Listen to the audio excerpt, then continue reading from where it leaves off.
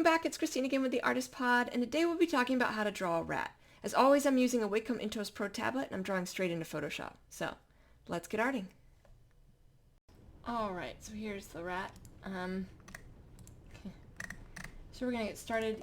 We've got, we're going to do a kind of a darker gray up top, a little bit of like a lighter gray underneath, and then pink on his nose.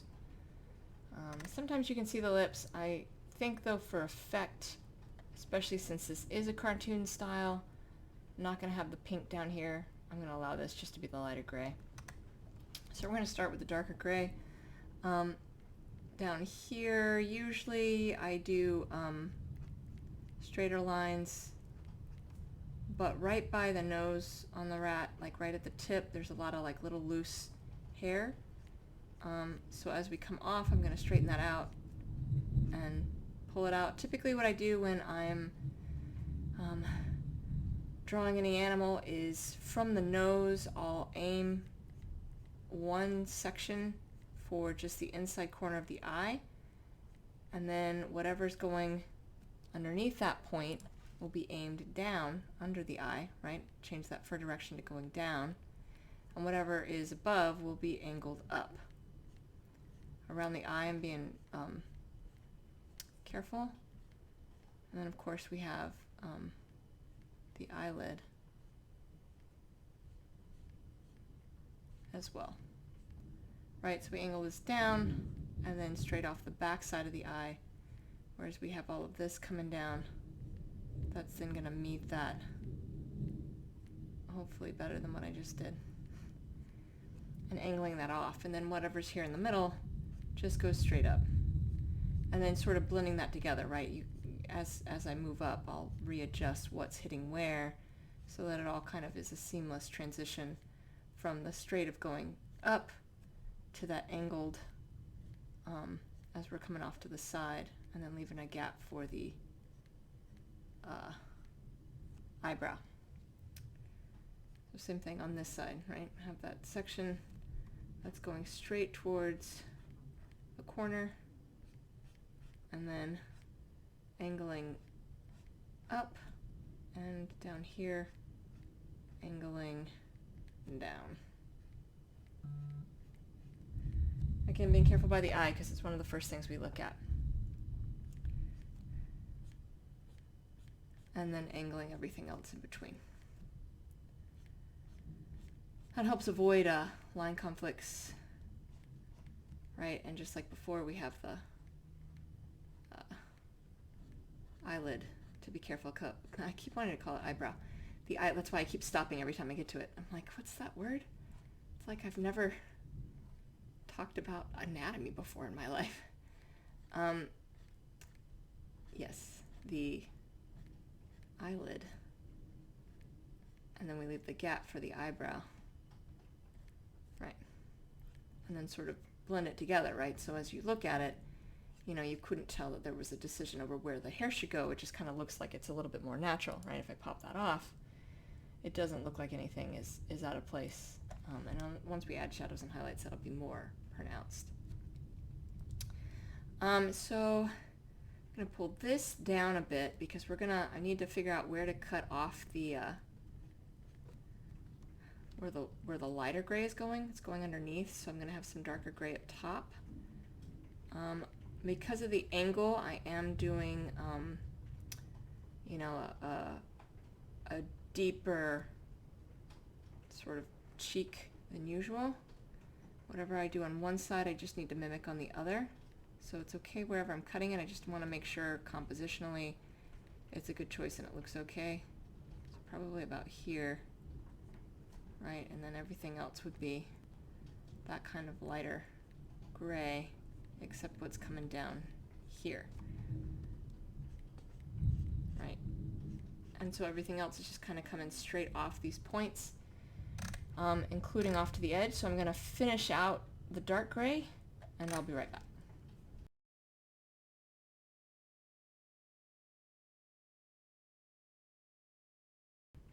All right, so now we're going to get sort of lighter color, lighter gray down here. It'll look very similar. I'm going to try not to do anything that'll be too jarring and just allow this to fill in the rest of that. So it comes down, changing that angle until it's going inside a bit once it gets to that inner line. Same thing on the other side once we get to it.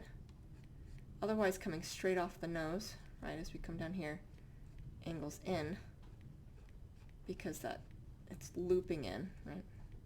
Usually happens with animals.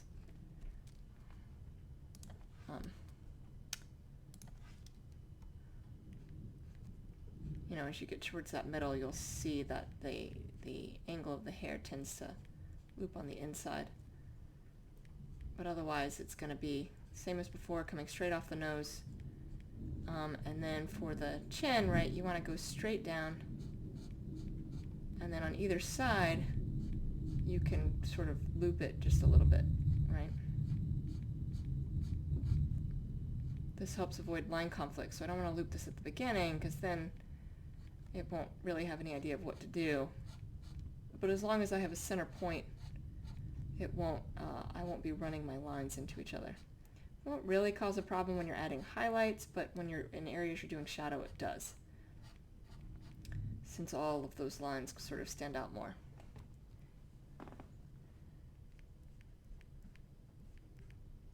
Right, so just filling this out just like we did on the, started to do on the other side. So I'm gonna finish getting the cheeks in place and I'll be right back. So that's where we are so far. And then we have the pink of the nose and the ears.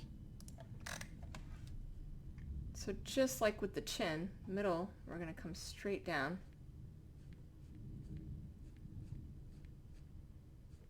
And then we can angle a little bit as we come off to the sides, right?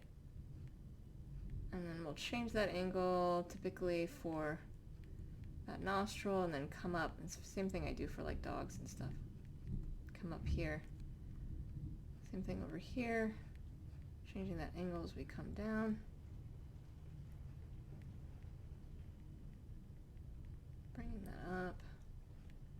And then as we bring it over.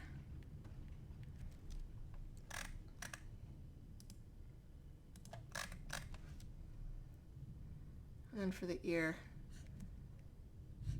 they have hair in their ears, but it can be pretty light. So doing a fleshy tone for the ear isn't necessarily a horrible thing. Depends on the animal. You can do it for rabbits sometimes too. Don't always have to. And then of course their ears are going into a recess, so it might be a chance to like not have that pin pressure going all the way down. Starting here, it would ram into certainly the edge of the ear here. So where you would be gapping is right in this center point. And there'd be more of a gap on one side than the other. It'd be more of a gap on the far side, right? So on this side that I'm currently doing. Because this would be more in shadow. So whatever I'm preparing, I need to prepare for it to be darker. Right. So there's the start of it.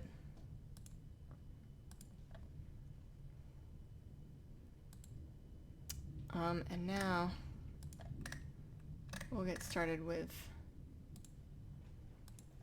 the highlights. So I'm going to have the light source coming from above and to the right. As always, that means above and in front of, not behind or next to. I find that gives some of the best possible chances for your light source to really be highlighted, making sure I'm on the right layer. And then it's just full pin pressure in the highlights, right? So you have this nice dark pin pressure going in the direction the hair's already gone, right? So these little wispy pieces that I have pushing down into the nose, I'm going to keep that way. And then as I pull off, straightening out those strokes because they do in fact straighten out. So anywhere where I'm doing shadow, which is, you know, like on this back side here, it's light pin pressure. If I pop off that drawing, you can see the difference here, right? How different that pin pressure makes it.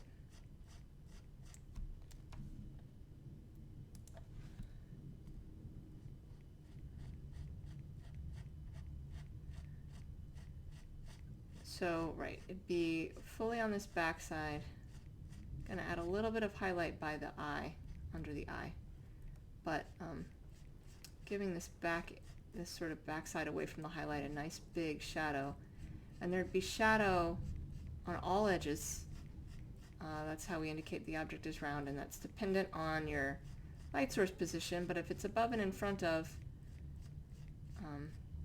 it's going to be on the edge, on all edges, including on the edge on the light source, right? So over here we have the same thing. You're going to have it this part because it's underneath. So of course that's in shadow. But even all the way over here, right, all of this is going to be in shadow. Not the full thing, not nearly as deep as the other side, but certainly certainly there, and above the forehead it's going to have some shadowing. That's how we show the object's round, right? Because it's rounding away from the light source as the figure curves. We would still see the curve, but the light wouldn't be catching it as brightly as it would on something that's aimed fully at it. Alright, so I'm going to finish filling in all of the shadows, and I'll be right back.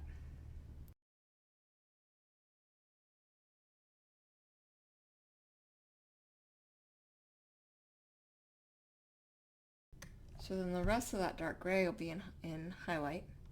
You could do a little bit here where, right, it's a ball on our heads, and as this is looping over, it's looping away from the light source. It depends. Sometimes I do and sometimes I don't. I did forget to get his eyelid though. I got the other side. There'll be a little bit of light on the eyelids, but I find it easier to do them in shadow first. Alright, and then just that full pin pressure. As I get close to an area that would be shadowed, I do back off that pin pressure because it's easier to blend it, and more lines act the same way as more pin pressure does, right? So if I add more lines here, I brighten it up without needing to add more pin pressure, and it blends it better than if I were doing a harsh light. You see how these two look different. So I'm much more apt to stick to this lighter but more strategy closer to an edge where I'm trying to blend the colors in, as opposed to you know, down in here once I'm a little bit away, putting that full pin pressure instead and allowing that to kind of dictate the course of how that's going. It just makes it easier to blend if you're giving yourself enough sort of room to back off. As you can see, I'm not really gonna leave that shadow in place there. Could, very easily could, but I'm not. So it doesn't matter.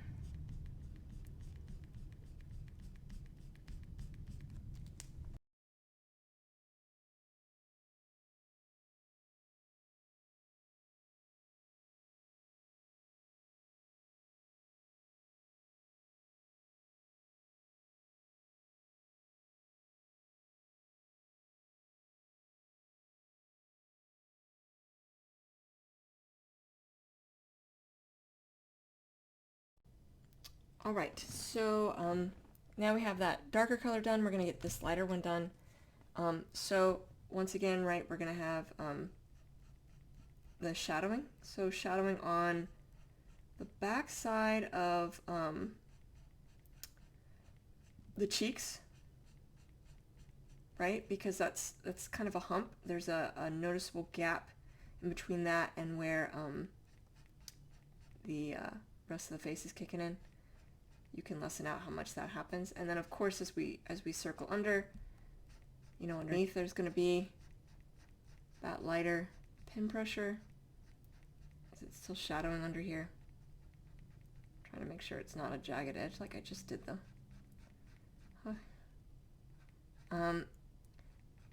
Now this side I sometimes do all in shadow before I add in the highlights, just because, you know, as I mentioned earlier, it's easier to do, to add in highlights than to take them away. So I might do that, but a lot of this will be in highlight. But this middle section, for both of them, is going to be in shadow because it kind of dips down. And, you know, just like I was doing on the other side, except for, you know, this is the side on the towards the highlight, this would have that shadowing as it comes over underneath and then up in here, right? Because it has, again, just like the other side, it has that gap. Actually make it easier to spot because you're going to have a little bit of a shadow that runs into highlight, and so that'll make it easy to see where that edge happened. And the change in fur direction helps to indicate that, you know, it doesn't run right into it. There's an actual like gap that we physically can't see. And then I'm going to fill in the whole chin with shadowing, even though there will be some highlight here. So I'm adding the shadowing in. There's not a lot of space on the chin, so I often will do this all in shadow as well, just because I don't have enough space to do this otherwise. And it gives me a little bit more control, and that doesn't take long, right? It's just that little bit of a chin doesn't have a big, I didn't give him a big chin. It wouldn't be all that big. And then yeah, I'm gonna go ahead and do a quick shadow on this side. I'm gonna fill the whole thing in shadow and I will be right back. All right, almost done. Okay, now, this obviously highlight, right? So this is a slightly lighter color. It's not a significant difference. It is noticeably brighter, but it's not a pure white. It's definitely a grayish, toned down white. Usually when I'm dealing with a white, I'm talking about an off-white. So this is darker than that, than my usual white, which isn't even a pure white. So, you know, just like up there, full pin pressure till we get to the edges. I'm going to back that pin pressure off and use more lines in order to brighten it up. But we're going to want it to be brighter for sure, following the lines we've already done, right? And then it doesn't matter that we stop right at the edge of the color change. It's fine that we go into it, just because of the nature of how fur and all that kind of works.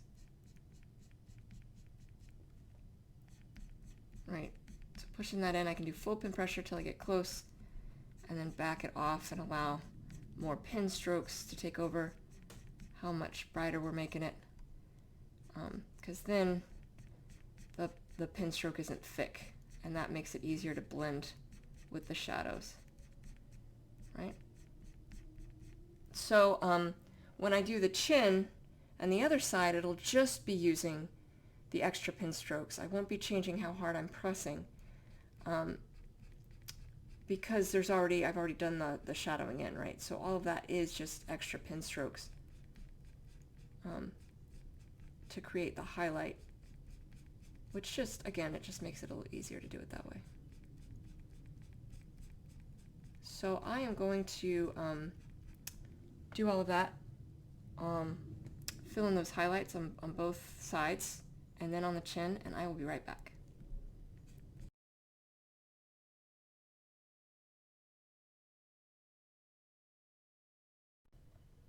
All right, so now we're going to get the nose, and then we'll do the ears. So some adjustments need to be made to both the ears and the nose. One ear is smaller than the other. That's easy to do. We can just extend this one down, and obviously the nostrils on the nose are uneven, but that's easy to do in the moment. So the first thing I'm going to do with the nose is just sort of lightly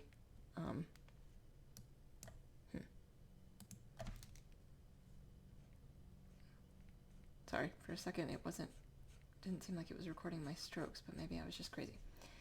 I'm going to lightly fill it in with that backed off pin pressure.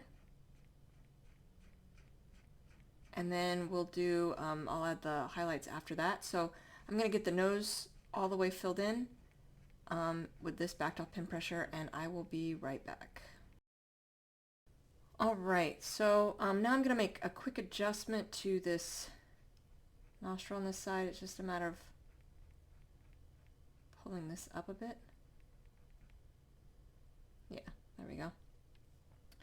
And with the light source coming from above and to the right, I'm going to do that highlight on that right side, but as it rounds down into the nostril, I'm going to back off. I'm going to pick it up underneath though. Right under here, I'll pick up that highlight, but again leaving a gap underneath where it's going down. There's that little spot in the nose where there's a gap, right? That little line. So on the other side of the line, I'm going to brighten it up, and on the side of that's closer to the light source, we're going to darken it down. Looks like it's catching the light that way. And then as we pull this over, we're going to start backing off our pin pressure. Right, as it starts to twist, I'm going to slowly back this off. Well, and back off the lines, really. It's not really a whole lot of extra pin pressure since we already have the lines in place. And there's the nose. So then we have the ears. So with the ears, right, this one comes down to here. You can see that gap there. So this needs to come down that far as well. Easy to do, right? Just a matter of popping that a little further over. Maybe rounding it a little better than I just did. So just like with the nose, the first thing I'm going to do is do all of that in shadow, and I will be right back.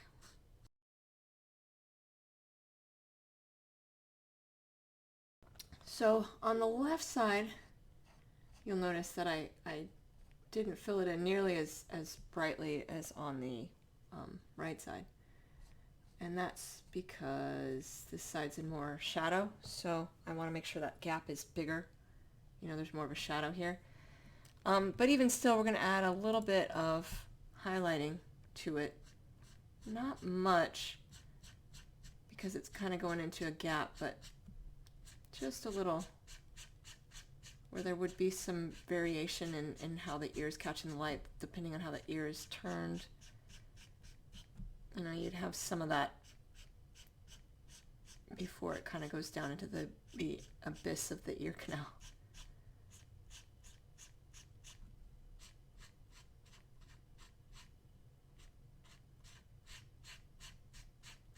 Yeah. And then we'll do the same thing on this side, but a little bit more muted and careful as to where it's going, right? So the ear is probably blocking a lot of what's up here. This is turning inward, but there might be some light catching as the ear turns kind of the other way, but not all the way to that edge, just a little bit. Yeah. And then we need to finish out the ears with the hair on the ears here. So again, it's a small space, easier to do shadows and add in highlights than the reverse of that, than to do highlights and build in the shadows with this style. So I'll do the whole thing of both of these ears in shadow, and then we'll add the highlights in. So I'm going to do that and be right back. So this will be pretty quick, right? Light source coming from above and to the right. So we'll add some highlighting in more towards the right side of the ear flap, the back of the ear, I guess.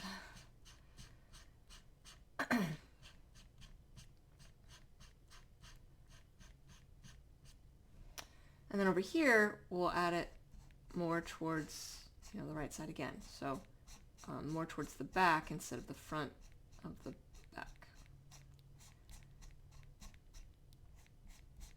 And then fading it out.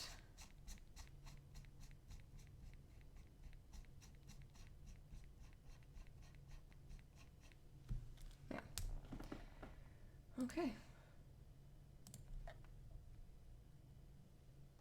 So then we have the eyes, and then we'll do the whiskers. I don't think I drew the eyes in, did I? No. Before we do that, I'm going to make a quick adjustment to his eyelid here isn't quite as bright as the other side, and it's been bothering me. Okay. That's better. Now. I'm gonna make his eyes brown.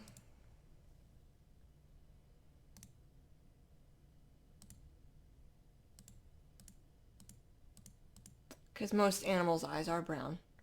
Although, you know, we're doing it a little cartoony, so it gives us some room to play around if we wanted to. Now we're going to go with that, but I might change this color. And then I'm just flagging it down here in the event I need to reference it again. Okay. So, first thing we're going to do then is draw out kind of where the iris is going to be, right? Because there's going to be some whites of his eyes here.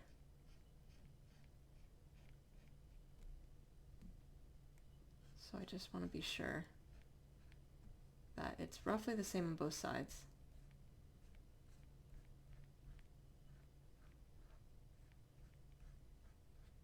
Doesn't have to be much white.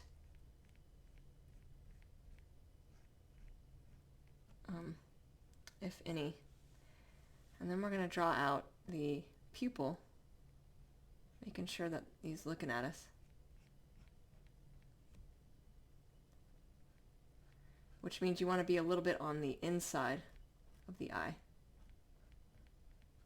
Right, on both sides it's pushed more towards the center instead of in the middle. Towards the center instead of in the middle. And then, you know, just as you're pulling back and looking at it, making sure it looks like it's looking at you. And then we're just going to take it and following the shape of the pupil, we're going to create the lines all the way around, right? So just filling this in. Very light pen pressure still. So this isn't adding highlights or shadows yet. This is just drawing in the eye. He looks very shocked, like I've just slapped him or something. Some of this will change a bit when we add the shadows and highlights on the eye. He's still looking a little shocked, but that's right. I think he looks kind of cute that way. It's a good way to add in emotion. All right, I'm going to do this with both eyes. I'm going to finish this out, and I will be right back. Now, I am actually going to get a little bit of white under the eyes, right, because there's just this little bit of gap. It's nothing big. It's just kind of barely there.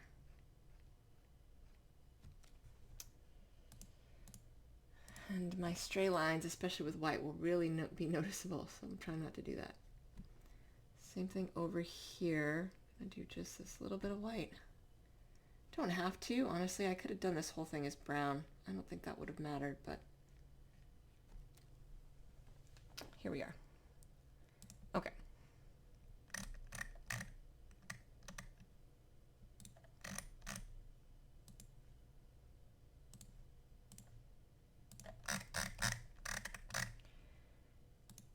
Now, light source coming from above and to the right. Oh, actually, before I do that, last thing I'm going to do before we start adding the highlights and shadows on them is taking the elliptical Maki tool, and I'm going to make sure the pupils are nice and like straight, right? So we did kind of ovular, so we're just going to come up here, erase, and come up here again. I feel like that was a little too far on the inside. I'm going to hit backspace to erase anything on the inside of this, and then I'm going to do select inverse and fill in along the edge of the pupil. And I'm not going to keep my strokes going the same way. It won't really matter because it'll be easier to fill in those gaps. We identify, we look at eyes first, so it's important that we get the eyes right. Okay, so I'm going to select inverse again, reselect the elliptical Mach-E tool, and then drag it, and you can see how much cleaner that is, to the other side. Readjust that. And do the same thing, right? Erase, and then select inverse, and draw in at different angles so that we're fully filling in the edge of the pupil.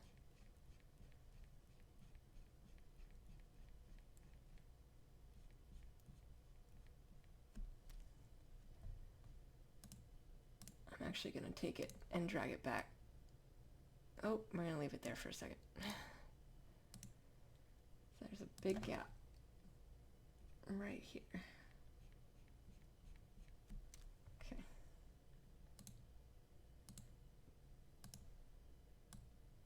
Yeah. Just popping this back for a moment to clean up those lines.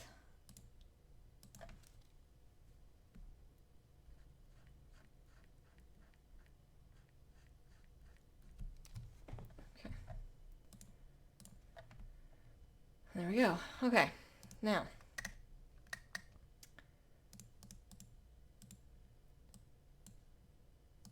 with the light source coming from above and to the right, first thing we're going to do is add a burst of light. This is full pin pressure, even though I've drawn in here, and usually I don't put full pin pressure in those spots. I am going to do it here. Nice, strong, bold line on the opposite side of the pupil away from the light source. Same thing over here. Nice, strong, bold line, the opposite side of the pupil. And we'll blend that in. Probably should have left that down. All right, and then we're going to do full pin pressure on the side of the light source until you get to the edge, right? I'm going to get to the edge and temper that out. And that's going to go all the way underneath, connecting into this bold line we put underneath that pupil before it goes into shadow on the back side, and it'll be shadow on the top as well. Right, so it comes all the way down, and then we're tapering that off as it comes to the edge. Right, because if you look at our eyes, around our irises, we all have kind of a darker line. It's also going to have a little bit of shadowing on the side of the light source against the pupil, because the pupil's going into a recess. Not much, but it'll be there. And then we're just connecting that together, right? So that's that harsh highlight here. And then we taper that at the edge. And we can add more lines to brighten it up as we need to, as we go around, because now that this is in place, this nice harsh line, we need to start tempering it out over here. So first things first is you don't want to leave this harsh highlight by itself, so there will be some tempering that needs to happen against the pupil and around it from that. And then the rest of that, I'm backing off my pin pressure, but I need to blend it in so that there's not a big gap. Like, I don't want to look at it and be like, oh, this line right here, right? This line dictates highlight to shadow. I want it to be much more subtle than that. And this needs to be brighter than what we're going to do on top, because that's going to be a harsher highlight, what's up here. So in both cases, I'm not bringing this all the way up into that area yet, right? So that kind of backed off pin pressure. Adding in more lines to brighten it up is needed to help blend it, right? And then we're going to get up top. Let me blend this a little better. Bring it up top, and we're going to do the same thing. We're filling it in, but I'm much more conscious.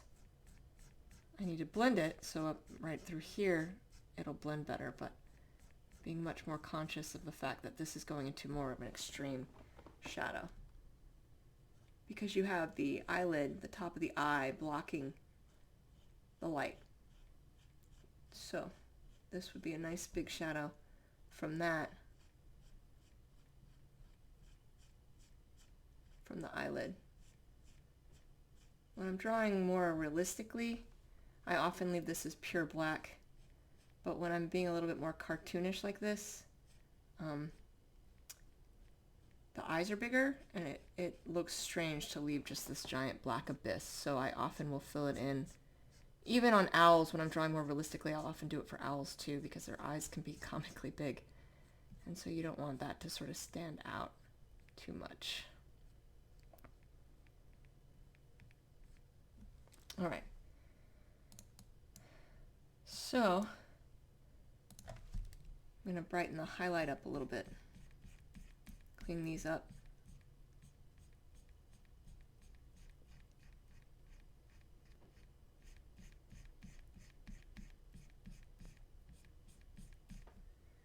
See, and by adding in those more lines, or adding in more lines, I can really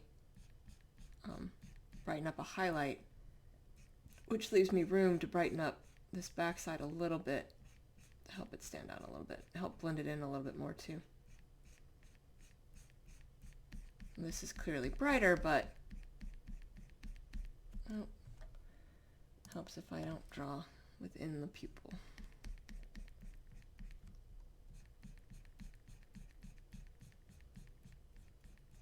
Yeah. All right, so there's one eye. The only thing I'm going to do is clean this line up just a little bit, because it's making it look off balance even though it would be in shadow. It's making my oval look like it's not quite even. Okay. Now we're going to do the same thing on the other side. There's less space to work with the highlight, because it's you know, it's on it's on that sort of far side, and with it looking, with the rat looking inward right at us, the eyes being a little centered more towards the inside on both sides, it means that there's less to work with on one side typically than the other.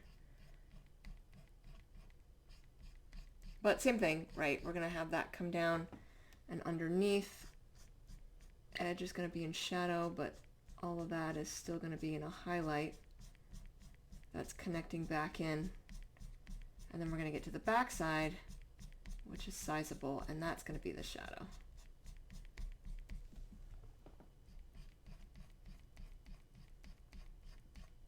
Right, and then we bring this over, that's down to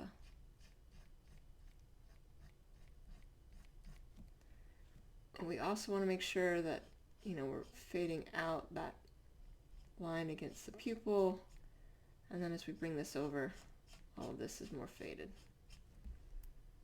So I backed off pin pressure. Now it wasn't as noticeable on the right side because there was less space, but on this side it will be, right? I follow the edge of the eyelid, right? Because this shadow up here is a result of that.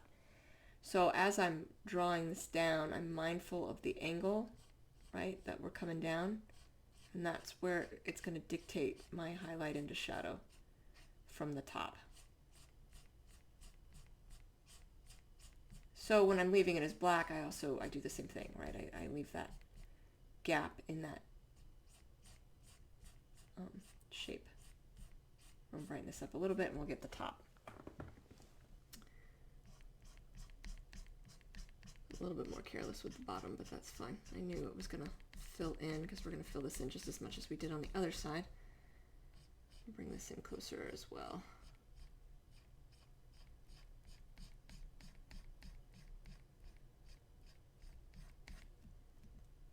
And then blend it better.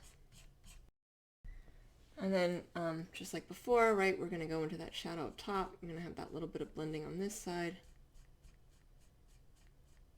as we're going from that highlight to shadow, and then much more extreme shadow up here. So being mindful of my strokes up here. And it's okay if your lines are straight. You can see mine or not, that's fine. It's one of the reasons I like this style. I've never been able to draw straight lines, but you know, this certainly still works. And eyes have a lot of muscles in them, so you know, our eyes have a whole lot going on. It makes it look a little bit more natural. All right, and so then I just want to make sure both sides have that same kind of pop through the highlight, right? One side, right side, so still a little bit more oomph to it. So just balancing that.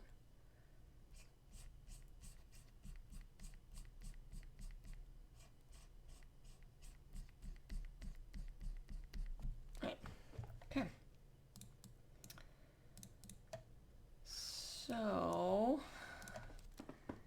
just like on the other side, I'm gonna make some quick adjustments against the pupil. Nothing big, just a little off. Yeah. Okay. Now, last thing we're gonna do is take the elliptical marquee tool again, select white, and come in here and give it a little like light flare against the eyes. So I always push it into the pupil, and you want to make sure that it's in the highlight. So I wouldn't put it here. That's distinctly completely shadow.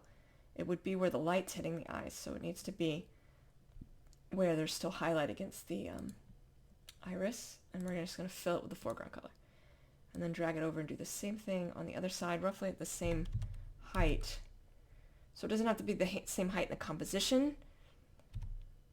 Well, it could be depending on the angle of the animal, but preferably, you know, the same distance from the bottom of the pupil to where that is.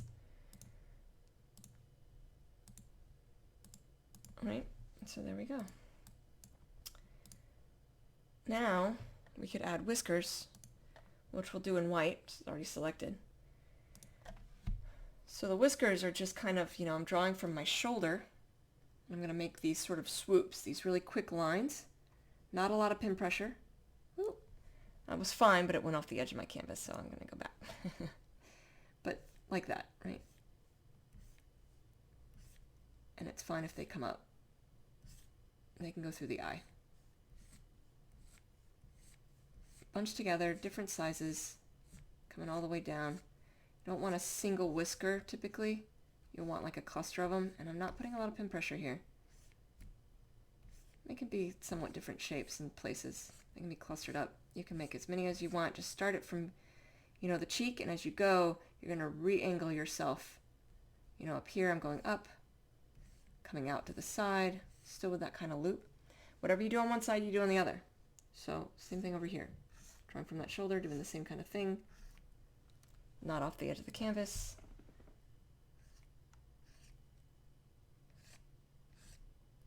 Just light, quick lines coming down just as far. Clustering them up. It's okay if there's some wobble to them sometimes.